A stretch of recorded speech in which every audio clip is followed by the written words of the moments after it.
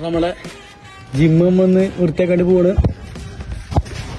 ചാമ്പെന്ന് പറഞ്ഞാ ചാമ്പും അതിന്റെ എമ്പലായിട്ട് ചാമ്പിക്കൊണ്ടിരിക്കുന്ന സമയത്ത് ആ വൃത്തിയാക്കി ചൂലാന്ന് പറയണം. ചൂലാണ്ട് വൃത്തിയാക്കി വന്നേക്കെ വെട്ടാളുമാര്.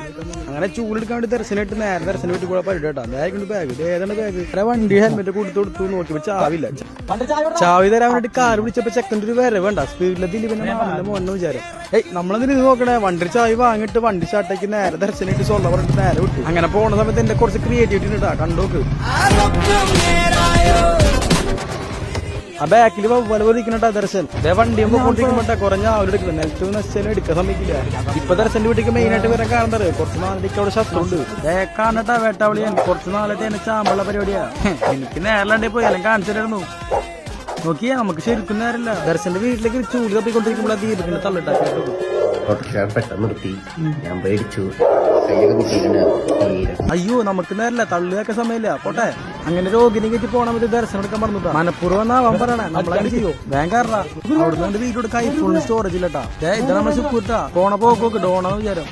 പൊന്നെ ഇനി ഇതൊക്കെ വൃത്തിയാക്കണ്ടേ? വീഡിയോ എടുക്കാണ്ട് പോയി പനെടുക്കണം. സ്വന്തം അനിയമ്പലപ്പനെ ഹീർത്താക്കണം. അയ്യോ ഇതൊരു ഡോണായിരുന്നു. ഇപ്പൊ എന്തൊക്കെ കാര്യമായിട്ട് പറ്റിയിട്ടാ. നോക്കണ്ട വെറും ഷോ. എന്തായാലും പനെടുക്കാൻ പറഞ്ഞല്ലേ? ഞാൻ അതിന് കുറവേണ്ട. പിള്ളേർക്ക് ജാതി പണിയില്ലാട്ടാ. ചെക്കൻ നോക്കണേ ചെക്കൻ ബോക്സറാ. വെറുതെ ഇരിക്കുമ്പോ എന്തൊക്കെ കാട്ടിക്കൂട്ടണ്ടേ? വീഡിയോ എടുത്തപ്പോ അഭിനയിക്കണണ്ട കള്ളൻ. വെറുതെ പറഞ്ഞിട്ടാ. നോക്കിയാ നല്ല ഹാർഡ് വർക്കാ ചെയ്തു വന്നപ്പോ കുറച്ച് ഇരുട്ടായി. സോറിട്ടാ. കഴിഞ്ഞിട്ടാ